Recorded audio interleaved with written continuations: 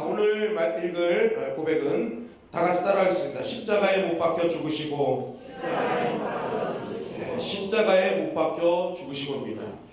우리는 지난주에 본디오 빌라도에게 고난을 받으사라고 본디오 빌라도에게 고난을 받으신 예수님에 대해서 우리는 말씀을 나눴습니다. 그래서 이게 라틴어로 파수수스 본디오 빌라도였어요. 그러니까 본디오 빌라도에게 고난을 받으셨다라는 거예요. 동정녀 마리아에게 나시고 십자가에 못 박혀 죽으시고 나시고 죽으시고가 있는데 사시고가 없었어요. 그런데 이 사시고 사이에 사도들의 전승적인 고백을 통해서 본디오 빌라도에게 고난을 받으사를 넣었어요. 그러니까 예수님의 삶, 예수님의 33년간의 사시고는 어떤 걸로 증명이 될 수 있느냐? 예수님은 고난받는 삶이었다라고 말씀을 드렸습니다. 그러니까 우리가 본디오 빌라도에게 고난을 받으사라는 것을 제대로 알면 예수님의 삶이 어떤 삶이었는지를 우리는 알 수 있었습니다. 그래서 우리가 본디오 빌라도에게 고난을 받으사를 통해 알 수 있었던 것은 본디오 빌라도를 등장시키면서 예수님의 삶은 역사적 사실이었다는 것을 알게 되었죠. 예수님은 어디 알지도 못하는 오지에서 고난을 받으신 것이 아니라 이 시대의 로마 시대, 그 로마 제국에서 예수님은 고난을 받으셨어요. 그리고 주후 26년 37년에 유대 총독이었던 본디오 빌라도에게 직접 고난을 당하셨습니다. 결국 우리가 이 고백을 통해서 알 수 있었던 것은 무엇입니까? 이 고백을 통해서 우리는 예수님은 역사적으로 사실적으로 이 땅에서 고난 받으셨던 분임을 나는 믿습니다라는 고백이 이 고백에 있는 것이죠. 그러니까 예수님의 실존, 예수님의 실제를 우리는 이 고백을 통해서 하게 되는 것입니다. 그리고 두 번째는 하나님께서 각자에게 위임해 주신 것들을 온전히 사용할 수 있어야 된다. 여러분, 예수님의 고난에 실제적으로 동참했던 자들은 더 많았죠. 유대인이었고 가룟 유다였고 로마 병정들이었습니다. 그럼에도 불구하고 이 사도신경에 진짜 저주받은 자의 이름은 본디오 빌라도만 등장하고 있다는 거예요. 왜 그렇습니까? 그것이 빌라도의 통치 아래에서 승인된 일이었기 때문에 그렇습니다. 하나님께서 장치자가 주신 권세, 그것을 갖고 있었던 빌라도의 통치 아래에서 이루어진 일이기 때문에 결국 빌라도만 고난받고 저주받는 그런 이름이 될 수밖에 없었던 것이죠. 결국 우리가 이것을 통해 알 수 있는 것은 무엇입니까? 하나님께서 주신 나에게 주신 권세, 능력, 힘이 있다면, 은사가 있다면 그것은 내가 사람을 살리는 것으로 사용해야지 사람을 죽이는 데 사용하면 절대로 안 된다는 그 진리가 내포되어 있었습니다. 그리고 세 번째는 진정한 고난의 의미를 알려주었습니다. 예수님은 당신이 채찍에 맞고 십자가에 달리시고 손에 못이 박히시고 발에 못이 박히시는 것 자체를 고난이라고 생각하지 않으셨습니다. 성경도 채찍에 맞으시고 십자가에 넘겨주셨다고만 얘기합니다. 우리가 영화로 봤을 때 예수님이 십자가에 채찍에 맞으시는 고통을 당하는 걸 보니까 우리가 그것을 예수님 고난이구나 했지만 예수님은 그것을 맞으실 때 한 번도 절규하신 적이 없으세요.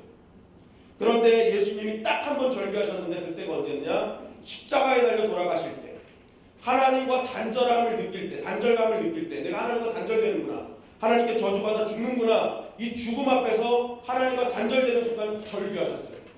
엘리 엘리 라마 사박다니 어찌하여 나를 버리시나이까. 그러니까 예수님이 생각하는 진짜 고난은 하나님과 단절되는 것이 예수님의 고난이었습니다. 그러므로 이 땅을 살아가는 성도들이 기억해야 될 것은 무엇입니까?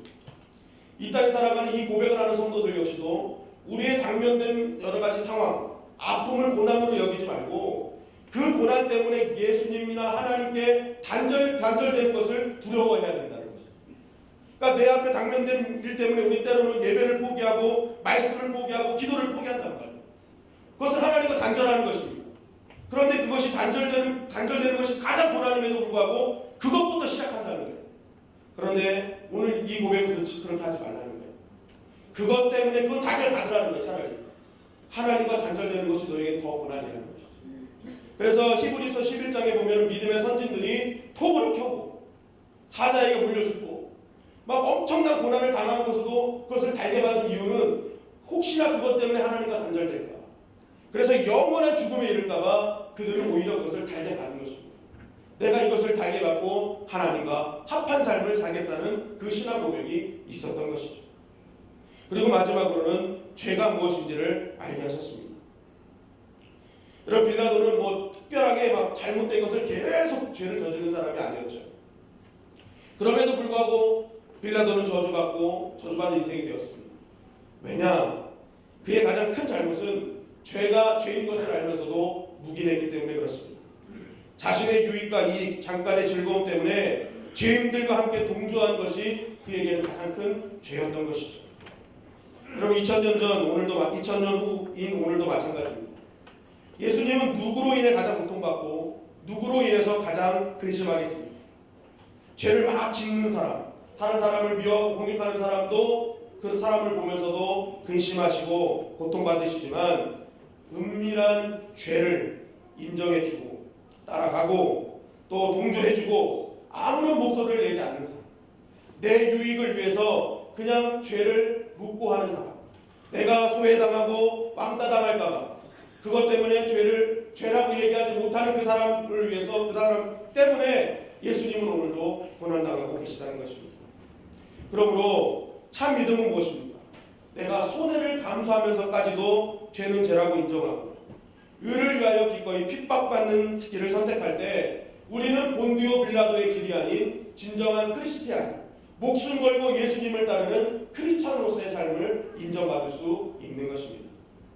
그것이 바로 본디오 빌라도에게 고난을 받으사에 담겨있는 신앙의 의미였습니다. 그래서 오늘은 이어서 이제 본디오 빌라도에게 고난을 받으사 십자가에 못 박혀 죽으시고 넘어가겠습니다. 원문을 보시겠습니다. 원문을 보시면 다 같이 흰색 글씨 읽으실까요? 시작. 크루치픽수스 모르투스. 네. 크루치픽수스는 뭐예요? 뭐 간장 소스 막 이런 거 아니고요. 크루치픽수스는 십자가에 못 박히셨다. 십자가에 못 박히셨다. 그리고 모르투스. 난 그거 몰라 그게 아니라 난 몰라 그게 아니라 난 몰라 그게 아니라 죽으셨다는 거예요. 나 십자가에 죽은 거 몰라 이게 아니라 십자가에 못 박혀 죽으셨다. 크루치픽수스 모르투스 그 뜻입니다. 결국 이 고백은 예수 그리스도께서 내가 믿는 예수 그리스도께서 십자가에 못 박혀 죽으신 것을 나는 크레도합니다. 나는 내 생명을 바쳐 믿습니다 라는 뜻입니다. 자 다시 한번 할까요? 시작. 크루치픽수스 모르투스. 여러분들은 지금 이 한 고백이 얼마나 섬찟하고 얼마나 무서운 고백인지를 이제 설명을 들으시면 알게 될 것입니다. 이 고백을 한 사람은 이대로 살아야 되는 거거든요. 내가 이대로 식량 바쳐 살겠다는 고백을 하신 거거든요. 자 그렇다면 이 고백이 담겨진 진정한 의미는 무엇인가? 여러분 사실 오늘 이 고백을 하면서 우리는 많은 의문점을 갖게 됩니다. 왜냐? 우리가 이전에 배웠듯이 예수님은 하나님이 낳으신 분이에요. 그죠? 하나님이 낳으셨어요. 창조하신 분이 아니라 낳으셨기 때문에 하나님이 갖고 계신 모든 전지전능하심을 그대로 갖고 계신 분이에요. 그러니까 예수님은 굳이 모든 것을 다 갖고 계신 분이 이 십자가에 달려 죽으실 필요가 없으셨습니다. 그냥 다 살리면 됐어요. 명령하셨어요. 그럼에도 불구하고 왜 예수님은 이런 고난을 받으시면서 십자가에 달려 죽으셔야만 했는가 하는 문제입니다. 여러분 십자가에 뭔가 특별한 것이 있어서 그럴까요?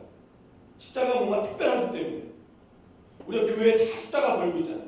그러니까 뭔가 특별하기 때문에 여러분 십자가를 여러분은 무엇이라고 생각하십니까? 우리는 십자가 이 자체에 굉장히 특별한 의미를 부여합니다. 그래도 십자가 뭐 이렇게 세워져 있으면 거기다 함부로 뭐 치장도 못하고 어떻게 해야 될지 모르는 그러한 모습들이 우리 가운데 있죠. 그러나 우리가 기억할 것은 십자가 모양 자체에는 특별한 능력이 없다는 것입니다. 여러분 이것을 오해 없이 잘 들으셔야 되는데요.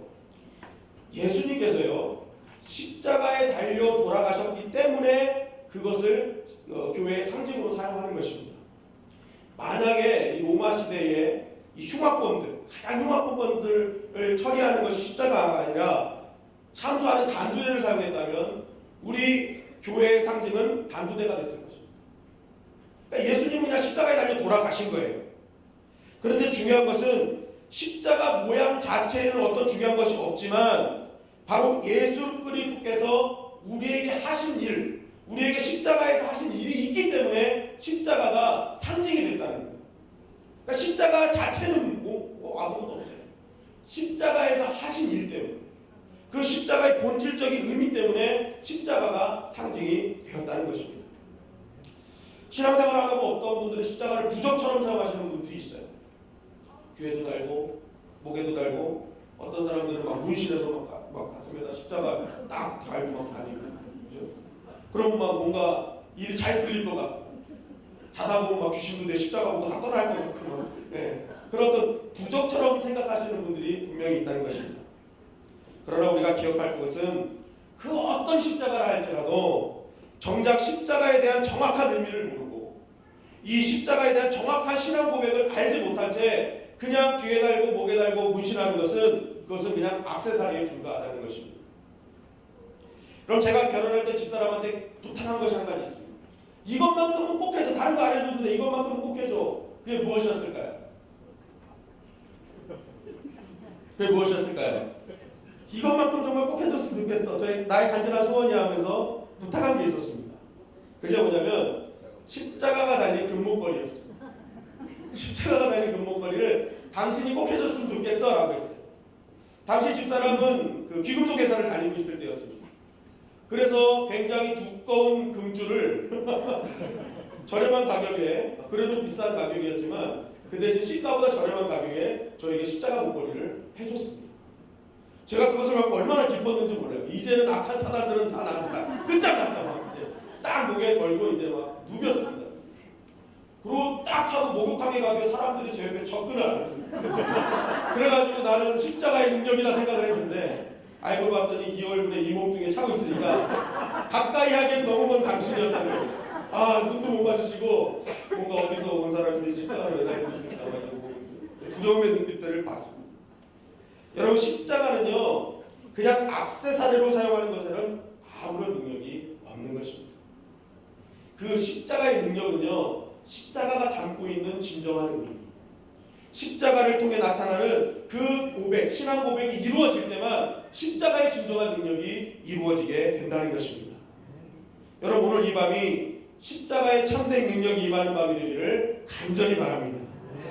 여러분, 예수님께서 십자가에 달려 돌아가실 때 이 십자가는 당시 가장 부끄럽고 끔찍한 사형 도구였습니다. 이 십자가에 달려 죽는 것은 아주 흉악한 자들만 이 십자가에 달려 죽었죠. 가장 가혹하고 비참한 극형이었기 때문에 그렇습니다. 그래서 로마 시민권을 가진 사람들은 십자가에 달리지 않았습니다. 너무나 힘든 극형이었기 때문에 로마 시민권자는 십자가에 처형받지 않았습니다. 그리고 이것이 얼마나 극형이었냐면 이 3세기 말에는 이 콘스탄틴 황제가 이 처형 방법을 금지시켰어요. 너무 잔인하다, 너무 끔찍하다 해가지고 이 처형 방법을 금지시켰는데 예수님이 바로 이 극악무도한 처형 방법에 죽으셨다는 것입니다. 그래서 고린도전서 1장 23절에 보면은 다 같이 읽겠습니다. 시작. 우리는 십자가에 그리스도를 전하니 유대인에게는 거리끼는 것이요 이방인에게는 미련한 것이로되. 네, 십자가가요 유대인에게는 꺼리는 것이고 이방인에는 미련한 것이래요. 여기서 이방인은 로마인과 그리스인을 말하는데, 보세요. 이 로마인, 그리스인, 이들이 갖고 있는 사형틀, 가장 극악무도한 자들이 달리는 십자가, 그 범인들, 그 사람이 달리는 것이 십자가인데 이 사람들이 봤을 때 크리스천들이 이상한 거예요. 로마인, 이방인들이 봤을 때 가장 극악무도한 사람을 섬기는 거예요. 그러니까 미련한 것이죠. 이방인들이 볼 때는 이렇게 미련한 사람들이 있어. 아니, 저렇게 극악무도한 사람을 자신의 신으로 섬겨? 아, 이거 말도 안 돼, 이렇게 된 것입니다. 그리고 유대인들에게는 꺼리끼는 것이다 라고 얘기하는데, 이 구약 성경에 보면은 죽을 죄를 져서 저주받은 자만 나무에 걸려 죽는다고 했어요. 그러니까 나무에 걸려 죽은 자는 저주받은 자예요. 그러니까 유대인들이 봤을 때 어떡합니까? 역시 그들도 봤을 때 저주받은 자를 섬기는 거예요. 그래서 탈무드에 보면은 그리스도인들을 향해서 이런 얘기를 합니다. 나무에 달린 자를 예배하는 사람들. 그러니까 저주받은 자를 예배하는 사람들이라고 조롱하는 것입니다. 그러니까 유대인들은 꺼리고 이방인은 미련한 거예요. 여러분, 그리고 이슬람교에서는 예수님을 선지자로 인정합니다. 그런데 구원자로, 메시아로 받아들이지 않는 결정적인 이유가 십자가의 죽으심 때문이라는 것이죠. 어떻게 그렇게 무력한 사람이 메시아가 될 수 있냐는 거예요. 그건 말도 안 된다. 그래서 이 이슬람 역시도 예수님을 선지자 정도로만 이해를 하고 있는 것이죠. 여러분, 이처럼 십자가의 죽음은 부끄러움과 수치스러운 죽음이었다는 것입니다. 여러분, 그럼에도 불구하고 왜 예수님은 십자가에 못 박혀 죽으셔야만 했냐는 거예요. 그것은 첫째로는 바로 우리의 실체를 보여주시기 위함이라는 것입니다. 따라하시겠습니다. 우리의 실체를 보여주시기 위해서 우리의 실체를 보여주시기 위해서 예수님은 십자가에 못 박혀 죽으실 수밖에 없었다는 것이죠. 하이델베르크 요리문답이라는 책이 있습니다. 하이델베르크 요리문답은 이 개혁주의의 교리를 가르치기 위해서 만든 신앙 고백서예요. 웨스트민스터 소요리 문답이라는 것을 여러분 잘 아실 것입니다. 거기에 버금가는 문답서예요. 그런데 그 문답서의 39문답을 보면은 이러한 말이 나오고 있습니다. 자, 다 같이 읽겠습니다. 시작. 그리스도께서 다른 어떤 방식으로 죽으시는 것에 비해 그가 십자가에 못 박혀 죽으신 것이 어떤 면에서 더 유익하기에 그렇게 하신 것일까요? 답 읽겠습니다. 시작. 십자가의 죽음은 저주를 받은 것이므로 이로써 나는 그가 내게 내려질 저주를 취하시리라는 것을 확신하게 됩니다. 네. 자, 예수님이 십자가에 죽으신 것이 무엇이 더 유익하게 십자가에 죽으셨나요? 물었더니 예수님께서 십자가에 달리셔야 했던 가장 큰 이유는, 중요한 이유는 내가 받아야 될 저주를 대신 지시고 죽으셔야 했기 때문이라는 거예요. 내가 받아야 될 저주, 죽음의 저주를 예수님이 대신 지시고 죽으셔야 했기 때문에 십자가에 달려 돌아가셨다는 거예요.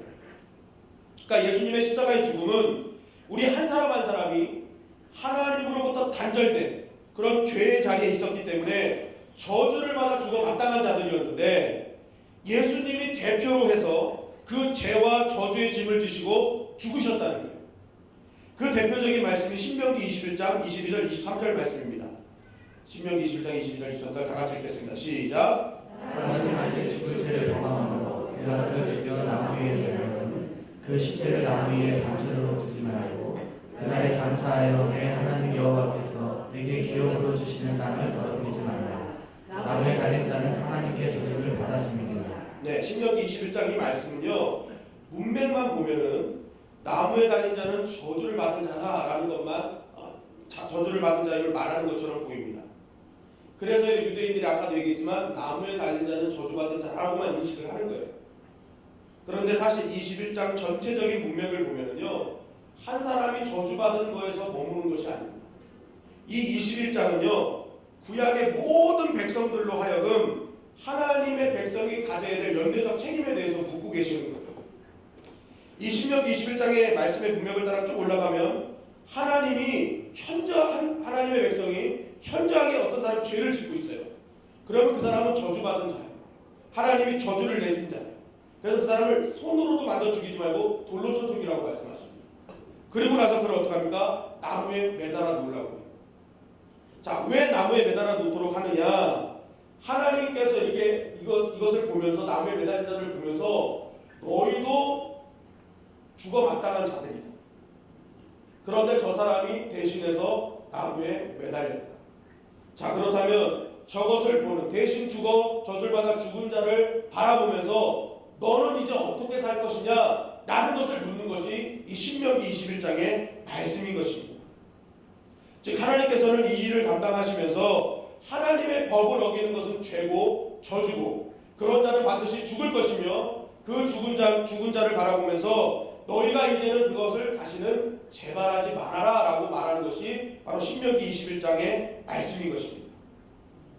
결국 이 신명기 21장의 말씀은 한 사람이 표본이 돼서 다른 이들이 저주의 죽음에 이르지 않게 하는 그러한 작용을 하는 것, 바로 이것이 십자가의 포인트라고 이야기하고 있는 것이죠. 자, 그러면 이 신명기 21장의 내용을 십자가와 연결시켜보면 이렇습니다. 하나님이 왜 예수 그리스도를 십자가에 매달아 놓으셨습니까? 그 이유는 다른 것이 아니라 예수님의 십자가의 죽으심을 믿지 못하는 자들의 실체가 무엇인지를 보여주는 거예요. 예수님의 죽음을 믿지 못하는 자들은 원래 다 저렇게 죽어야 된다는 거예요. 원래 다 십자가에 저렇게 못 박혀 죽어야 되는 것이 너희들의 실체다라고 하나님은 말씀하시는 거예요. 그런데 내가 너희를 너무나 사랑하기 때문에 내가 대신 예수 그리스도를 십자가에 못 박았다. 자, 그렇다면 세 번째로는 무엇이냐? 이렇게 하나님의 저주에서 해방된 너희들은 이제 어떻게 살 것이냐? 라고 묻고 계시다. 그러니까 이 예수님의 십자가의 죽으심은 세 가지를 내포하고 있는 거예요. 우리는 원래 죽어야 될 자들이에요. 근데 예수님이 그것을 대신 지시고 돌아가셨어요.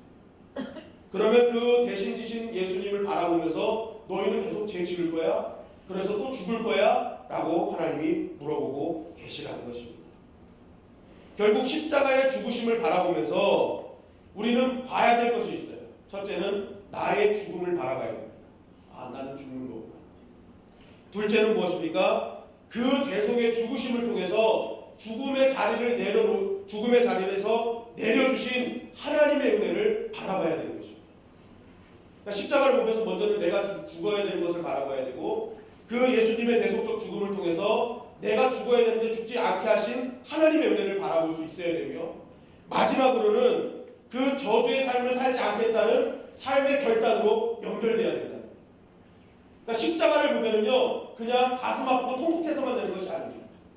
어이구 우리 주님 어떡해, 어이구 우리 주님 어떡해. 우리 고난주간에 예수님 십자가에 못 박고 막 매질 당하는 거 보면 그냥 눈물만 흘리잖아요. 어떡해. 그게 아니라는 거예요. 거기서 멈추면 안 된다는 거예요. 십자가의 죽으심을 보며 저것이 하나님의 은혜다. 나는 그 하나님의 은혜에 맞는 삶을 앞으로 살아가겠다는 결단까지 이어져야 한다는 것입니다. 그래서 하나님은 예수님을 십자가에 달려 돌아가시게 한 것입니다. 자, 이렇게 이루어볼 때, 이런 사실을 이루어볼 때 우리 안에 회개는 언제 이루어지는지도 우리는 알 수 있죠. 우리가 결단하면 회개가 된다고 생각을 합니다. 하나님 저 잘못했어요. 하나님 저 다시 이런 일 안 할 거예요. 그런데 여러분 그렇게 해서 회개하셨습니까? 회개는 내 결단으로 이루어지는 것이 회개가 아닙니다. 우리가 오늘 이 말씀을 볼 때 결국 회개는 예수님이 십자가에 나를 위해서 달려 돌아가심을 믿을 때 우리는 진정으로 회개할 수 있는 것입니다. 그분이 나를 위해서 죽으셨고 그것이 하나님의 은혜인데 내가 어떻게 또다시 죄를 지을 수 있는가? 십자가를 자꾸만 나한테 묻는 거예요. 너 계속 그렇게 살 거야? 내가 이렇게 죽었는데 너 계속 그렇게 살 거야? 자꾸만 물어보시는 거예요. 우리는 오늘 이 예배당 들어오면서 십자가에 불이 켜져 있었잖아요. 그 십자가를 보면서 우리 그 생각을 했어야 되는 거예요. 아이고 내가 오늘도 하나님 뜻대로 살지 못했구나. 주님도 물어보시는 거예요. 너 언제 어떻게 살 거야? 십자가를 자꾸만 묻는 것입니다. 여러분 그렇기 때문에 십자가를 온전히 바라보는 사람, 바르게 깨닫는 사람은요 죄의 자리가 불편해지기 시작하는 것입니다. 하나님의 백성으로 하지 말아야 될 영적 간음의 현장을 고통스러워할 수밖에 없는 것입니다. 나 여기 있으면 안 되는데, 나 이거 하면 안 되는데, 자꾸만 십자가가 생각나는 거예요. 나를 위해 죽으신 그분이 생각나는 거예요. 그러니까 나는 자꾸만 그 자리가 불편해지는 거예요. 주님이 자꾸만 물어보시니까. 내 안에 살고 계시는 예수 그리스도께서 그 자리를 미워하는 것을 알고 있기 때문에 나는 그 자리를 벗어날 수밖에 없는 것이죠. 그래서 로마서 6장 6절, 11장 15절은 이렇게 증거하고 있습니다.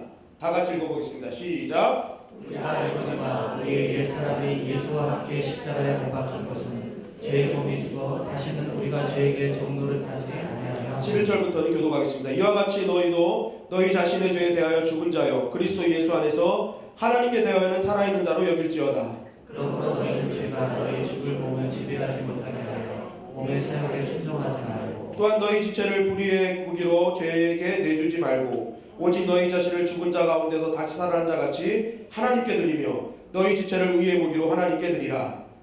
제가 너희를 주장하지 못하나니 이는 너희가 법 안에 있지 아니하고 은혜 아래에 있습니다. 다 같이 읽겠습니다. 그런즉 어찌하리요? 우리가 법 안에 있지 아니하고 은혜 안에 있으니 죄를 지으리요? 그럴 수 없느니라. 자, 십자가에 못 박혀 나를 위해 돌아가신 그 예수 그리스도를 바라보면서 하나님의 은혜를 발견하는 자는 하나님의 은혜 안에 있는 거예요. 그럼 하나님의 은혜 안에 있는 자는 죄를 지으리요? 그럴 수 없느니라. 완전히 단정하는 거예요. 십자가를 바라보는 사람은 죄 지을 수 없다는 거예요. 십자가를 바르게 알고 있는 사람은 죄 지을 수 없다는 거예요. 예수님이 묻고 계시기 때문에, 예수님이 바라보는 것을 알기 때문에. 여러분, 죄는 우리가 노력해서 죄를 안 짓게 되는 것이 아니라 하나님의 은혜로, 내가 십자가의 공로로 하나님이 자녀가 되었다는 신분의식이 내 안에 있을 때 우리는 죄를 짓지 않게 되는 것입니다. 여러분, 우리가 사회적으로, 도덕적으로, 윤리적으로 잘 살자, 사회를 정화하자, 개혁하자 아무리 외쳐도요, 사람의 근본은 절대 바뀌지 않습니다.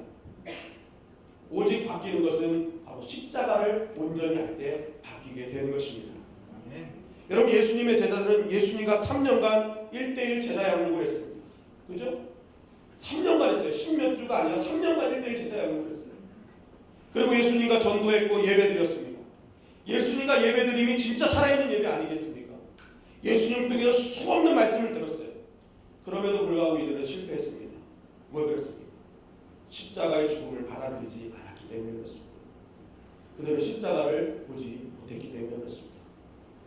여러분, 오늘날 교회가 아무리 훌륭한 양육 프로그램으로 성도님들을 인도한다 할지라도 그 안에 예수 그리스도가 십자가에 못 박혀 죽으심, 나를 위해 죽으신 그것을 묵상하지 않는다면, 또 십자가에 죽으심이 없는 전도와 선교를 한다면요, 결국 우리는요 제자들처럼 결정적인 자리에서 예수님을 또 배반하고 말 것입니다. 십자가가 없는 양육 프로그램은 아무것도 아니다. 십자가 없는 전도, 십자가가 없는 선교는 그냥 프로그램일 뿐인 거예요. 그것으로 영혼을 구원해낼 수 없는 것이죠. 그러므로 오늘 우리는 이 신앙을 고백하면서 어떤 결단을 해야 됩니까? 내가 이제는 그 복음을 깨달았사오니 날마다 그 복음에 감격하게 하시옵소서. 그 십자가의 복음에 감격하게 하시고 그 복음 앞에 납작 엎드리게 하여 주시옵소서. 하나님 앞에 날마다 항복하게 하여 주시옵소서. 우리가 이 고백이 있을 때 우리 안에서 어떤 일이 벌어집니까? 죄와 싸움이 일어나는 거예요. 하나님 앞에 엎드리니까, 십자가에 엎드리니까 우리 안에 있는 죄와의 싸움이 격발되기 시작하는 것입니다. 나는 죄와 싸울 거에 결단을 해야 되는 게 아니라 십자가 존재 앞에 엎드리니까 막 내 안에 있는 죄가 막 다 튀어나오는 거예요. 죄가 다 보여지는 거예요. 그러니까 우리는 무엇입니까? 그때부터 죄와 싸우기 시작하는 것입니다. 그러면서 어떤 일이 벌어집니까? 그 죄가 예수님으로 인하여 완전히 회복되게 되는 것입니다. 그 죄가 깨끗하게 해결되는 것입니다. 여러분, 십자가가 왜 완전한 죄사함의 증거인지 아십니까? 예수님이요 십자가에 달려 돌아가시면서 머리에 가시면류관을 쓰셨습니다. 머리에 가시면류관을 쓰셨다는 것은 어떤 의미가? 바로 예수님께서는 머리에 가시면류관을 쓰시면서 우리가 일생 동안 머리로 지은 모든 죄를 용서하고 계시는 것입니다. 여러분, 왜 예수님의 가슴에 채찍질을 맞으실까요? 그것은 우리 일생의 마음으로 지은 모든 죄를 용서하시기 위함이었습니다. 예수님은 왜 두 손에 대못이 박히셔야 했을까요? 우리의 손으로 지은 모든 죄를 용서하시기 위함이었죠. 왜 예수님은 두 발의 못을 박히셔야 했습니까? 바로 내가 가서는 아니 될 곳을 갔던 그 더러운 발을, 그 모든 것을 용서해 주시기 위함이었습니다. 여러분, 로마 군병의 창의 옆구리가 찔리셨습니다. 왜 십자가에서 그걸 찔리셔야만 된다는 거예요? 바로 우리의 몸뚱이로 지었던 모든 죄를 용서하시기 위함이었던 것입니다. 여러분, 예수님이 그토록 십자가에서 참혹하게 죽으셨던 이유는 바로 여기에 있는 것입니다. 너가 이렇게 처참하게 죽을 수밖에 없는 모든 것들이 있었는데 내가 그것을 다 지고 너희를 용서하기 위해서 그 죄의 실체를 바라보면서 너는 하나님의 은혜를 깨닫고 그 깨달은 은혜 가운데 내가 죄를 짓지 않는다는 그것을 깨닫게 하기 위해서 내가 십자가에 달려 죽을 수밖에 없었음을 성경은 증거하고 있는 것입니다. 그러므로 우리가 십자가에 달리신 예수님을 바라보면서 어떻게 해야 됩니까? 그것을 깨닫는다면 우리 머리부터 발끝까지 지은 모든 죄는 용서받은 줄 믿습니다. 그것이 십자가의 능력인 것입니다.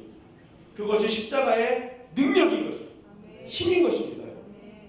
그러므로 오늘 이 고백이 나의 고백이 되었다면 여러분들은 머리부터 발끝까지 모든 지은 죄를 오늘 시간 다 용서받은 줄 믿습니다. 예수님이 용서해 주신 것입니다. 그것이 바로 능력인 것이죠. 둘째로 왜 십자가에 못 박혀 죽으셔야만 했는가?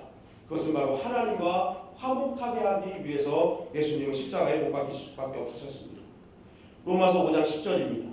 로마서 5장 10절 다 같이 읽겠습니다. 시작. 곧 우리가 원수 되었을 때 그의 아들의 죽으심으로 말미암아 하나님과 화목하게 되었을 때 화목하게 된 자로서는 더욱 그의 살아나심으로 말미암아 구원을 받을 것입니다. 네, 우리가 원수 되었을 때 하나님과 죄로 인해서 단절됐을 때는요, 우리가 어떤 자들이었냐? 죽을 수밖에 없는 자들, 하나님과 불통하는 자, 화목지 못한 자였어요. 그런데 예수님의 십자가의 죽음, 아들의 죽으심으로 말미암아 하나님과 화목하게 되었다는 거예요. 화목하게 되었다. 여기서 화목을 헬라어로는 카텔라게멘이라는 단어를 씁니다. 그런데 이 단어의 원뜻이 뭐냐? 원수되었던 관계가 친구 관계로 변화됐다는 거예요. 그러니까 화목이라는 것 자체는요, 원수되었던 사람들이 친구가 됐다는 거예요. 변화됐다는 거예요. 그러니까 원수의 자리에서 친구의 자리로 완전히 바꿔놨다. 자리의 완전한 체인지를 말하는 것입니다. 그러니까 즉 예수님의 십자가의 죽으심은요, 원래 내가 있었던 자리로 컴백하게 하신 거예요. 원래 내가 필요했던 자리로 나아가는 것입니다. 여러분, 우리의 원래 자리는 하나님과 친구된 자리였어요. 화목한 자리였어요. 그래서 하나님과 가장 친밀한 사람을 지칭할 때 친구라는 단어를 성경에서 사용합니다. 아브라함이 그러했고 모세가 그러했죠. 예수님도 우리에게 당신을 믿는 모든 자는 이제부터 친구라고 명하십니다. 그런데 문제는 어떡합니까? 그 친구의 자리가 한순간에 뒤틀렸다는 것이죠. 아담의 죄 문제 때문에 하나님과 화목했던 우리 친구의 자리가 완전히 뺏기게 되었던 것입니다. 원수의 자리가 되어버린 것입니다. 그래서 하나님은 이 원수의 자리에 있는 우리를 다시 한번 화목의 자리로, 친구의 자리로 바꿔놓길 원하셨던 거예요. 그래서 그 방법이 무엇이냐? 이 뒤틀린 것, 처음부터 뒤틀리게 했던 그 상태를 회복시켜야 되는 거예요. 그런데 이 뒤틀리게 했던 사람이 누구냐? 아담이었습니다. 인간 아담이었어요. 인간 아담이 하나님께 불순종함으로 자리가 완전히 뒤틀린 것입니다. 그러니까 하나님께서는 하나님이신 예수님이 인간의 육신을 입고 이 땅에 오셔서 인간이 되시고, 인간 아담이 불순종했던 자리를 인간 예수님이신 그분이 순종함으로 십자가에 달려 돌아가심으로 모든 것을 원상복귀시키신 것입니다. 그래서 예수님은 육신을 입고 이 땅에 오실 수밖에 없었던 것이죠. 원래 했던 자가 원래 뒤틀리게 했던 자의 그 모습 그대로 회복시켜야 했기 때문인 것입니다. 그래서 요한일서 4장 9절 10절은 이렇게 말씀하고 있습니다. 한 절씩 교독하시겠습니다. 하나님의 사랑이 우리에게 이렇게 나타난 바 되었으니 하나님이 자기의 독생자를 세상에 보내심은 그로 말미암아 우리를 살리려 하심이라. 사랑은 여기 있으니 우리가 하나님을 사랑하는 것이 아니요 하나님이 우리를 사랑하사 우리 죄를 속하기 위하여 화목제물로 그 아들을 보내셨습니다. 그러니까 예수님이 인간으로 오셔서 화목제물이 되어졌기 때문에 우리는 원래의 자리로 옮겨갈 수 있었다는 것이죠. 결국 우리가 이 땅을 살아가면서 내가 십자가에 못 박혀 죽으신 예수님을 믿습니다라는 고백을 하는 자들은요, 하나님께서 여러분들에게 각자 맡겨주신 자리들이 있습니다. 부모의 자리가 있고요, 자녀의 자리가 있고요, 성도의 자리가 있고, 직분의 자리가 있죠. 각자의 자리를요, 믿음으로 이겨내는 것입니다. 그 자리를 믿음으로 지켜나가는 것입니다. 순종으로 지켜나가는 것입니다. 불순종에서 틀어졌기 때문에 우리의 자리를 순종으로 지켜나갈 때 십자가에 달려 돌아가신 예수 그리스도의 그 고백했던 것들을 내가 진짜 생명을 다해 믿는다고 증명할 수 있는 것입니다. 여러분, 성경은 이것을 바로 의라고 얘기하는 것이죠. 의. 살는 것. 그러나 자리를 벗어난 것이 불의가 되는 것입니다. 그러니까 우리가 자리만 잘 지키면 의가 되는 거예요. 의는 사는 것입니다. 오직 의는 믿음으로 말미암아 살리라. 오직 하나님께서 주신 자리를 믿음으로 지키는 자는 살 것이다라고 말씀하고 있는 거예요. 여러분, 자리를 잘 지키시길 간절히 바랍니다. 여러분, 우리 몸속에 10의 23승계의 세포가 있다고 하잖아요. 그 세포들이 우리 자리를 잘 지키고 있기 때문에 여러분들이 오늘 이 예배당에 나올 수 있었던 것입니다. 아무런 병도 없이, 아무런 문제 없이 나올 수 있었죠. 여러분, 우리 안에 있는 장기가 자기의 자리를 잘 지키고 있었기 때문에 우리가 오늘 이 자리에 나올 수 있었던 것입니다. 여러분 보십시오. 만약 심장이 왜 나는 쉬지 않고 맨날 뛰어야만 해? 나 너무 힘들어. 나 잠깐 5분만 딴 데 가서 쉬다 올게 하고 자기의 자리를 벗어난다고 생각해 보십시오. 그럼 우리가 살 수 있겠습니까? 반드시 죽습니다. 바로 자기 자리를 벗어나는 것이 불이고 그 불의한 자를 통해서 죽게 되는 거예요. 모든 자기가 자기 자리에 있어서 우리가 살듯이 마찬가지로 하나님의 백성들이 하나님의 자리, 하나님께서 허락하신 자리를 지킬 때 나에게 속한 모든 삶의 공동체는 다 살아나는 것입니다. 그리고 그러한 자들이 살리는 자리에 있을 때 이 사회가 살고 나라가 사는 것입니다. 그런데 우리가 우리의 하나님께서 주신 내 자리를 불의한 자로 살면은 다 죽는 거예요. 내 가족도 죽고 내 주변에 있는 모든 사람도 다 죽는 것입니다. 내 자리를 지키지 않기 때문에. 하나님 예수님께서 기꺼이 자기 목숨을 바쳐 의의 자리를 만드신 것을 내가 자리를 지키지 못함으로 다시 한번 엉망으로 만들어 버리는 것이죠. 결국 오늘 우리가 이 고백을 했던 사람들은 어떤 삶을 살아야겠습니까? 이제는 불의의 자리가 아닌 의의 자리로 내가 살겠다는 고백을 한 것입니다. 그래서 내가 어떤 일이 있어도 나에게 주신 자리는 믿음으로 지키겠다. 이 고백이 바로 이 고백 안에 들어있는 것이죠. 그리고 마지막으로는 따라가겠습니다. 죽는 것이 진정한 승리의 길이다. 예수님이 십자가에 못 박혀 죽으신 이 고백은요, 죽는 것이 진정한 승리의 길임을 보여주고 있는 것입니다. 예수님은 성경을 통해서 이 죽음의 사건, 예수님이 십자가에 못 박혀 죽는 사건을 굉장히 중요한 사건임을 계속 강조하셨죠. 오랫동안 죽음에 대해 생각하고 기도하고 계획하셨어요. 예수님이 겟세마네 동산에 올라가셔서 하나님, 자기의 뜻은 이 잔을 좀 옮겨달라고 했었죠. 그러나 내 뜻대로 마옵시고 당신의 뜻대로 하옵소서라고 고백하십니다. 그런데 어떻게 이 일이 이루어졌는지 아십니까? 우리는 겟세마네 동산에 한 번 올라간 것처럼 생각하는데 사실은 감람산에 매일 새벽에 기도하러 올라가셨죠. 감람산 꼭대기에 있는 그 동산이 겟세마네 동산입니다. 그러니까 감람산에 올라가셨다는 것은, 새벽마다 올라가셨다는 것은 날마다 그 겟세마네 동산에서 이 문제를 놓고 기도하셨다는 거예요. 계속적으로 하나님, 이 잔이 정말 내가 해야 될 잔입니까? 내가 이루어야 될 잔입니까? 자꾸만 물으신 거예요. 계속적으로 기도하고 계획하고 생각하는 가운데 하나님의 역사가 일어나고 있습니다. 내 뜻대로 마옵시고 아버지의 뜻대로 하옵소서. 그리고 예수님은 제자들에게 몇 번을 예고하셨죠. 내가 이제 죽을 것이다. 그리고 예수님은 말씀하신 대로 때가 이르렀을 때 미련 없이 깨끗하게 죽으셨다는 것입니다. 근데 중요한 사실은 무엇입니까? 이 죽으시는 그 순간에 진짜 하나님의 역사가 일어났다는 것이죠. 그것이 무엇입니까? 부활이라는 거예요. 부활돼서 악에 승리하신 줄 믿습니다. 근데 중요한 것은 이 승리하는 부활의 초석이 뭐였냐는 거예요. 시발점이 뭐였냐는 거예요. 죽음이었다는 거예요. 죽음 없이는 부활이 없던 것이죠. 그러니까 죽음은 진짜 승리의 시발점이 될 수밖에 없었다는 것입니다. 그래서 바울은 이렇게 고백합니다. 갈라디아서 6장 14절입니다. 시작. 그러나 내게는 우리 주 예수 그리스도의 십자가와 결코 자랑할 것이 없으니 그리스도로 말미암아 세상이 나를 대하여 십자가에 못 박히고 내가 또한 세상을 대하여 그러하니라. 네. 여러분, 왜 바울이 십자가만을 자랑으로 삼았을까요? 그리고 왜 십자가에게 나는 못 박힐 것이다, 나 못 박힐 것이다 라고 강조했겠습니까? 그것이 능력임을 알았기 때문에 그렇습니다. 그것이 기독교 최고의 가치요, 진정한 자랑이며 진정한 승리의 기초라는 것을 알았기 때문에 그렇습니다. 결국 이 고백을 하는 우리 역시도 우리가 깨닫는 것이 무엇이냐, 우리도 죽을 때 승리할 수 있다는 것이죠. 죽을 때 하나님의, 주님의 약속과 능력이 나타나는 것입니다. 신앙은 잘 죽는 것이 진짜 신앙이라는 것입니다. 여러분, 고린도전서 1장 18절입니다. 다 같이 읽겠습니다. 시작. 십자가의 도가 멸망하는 자들에게는 미련한 것이고 구원을 받는 우리에게는 하나님의 능력이라. 갈라디아서 2장 20절. 내가 그리스도와 함께 십자가에 못 박혔나니 그런즉 이제는 내가 사는 것이 아니요 오직 내 안에 그리스도께서 사시는 것이다.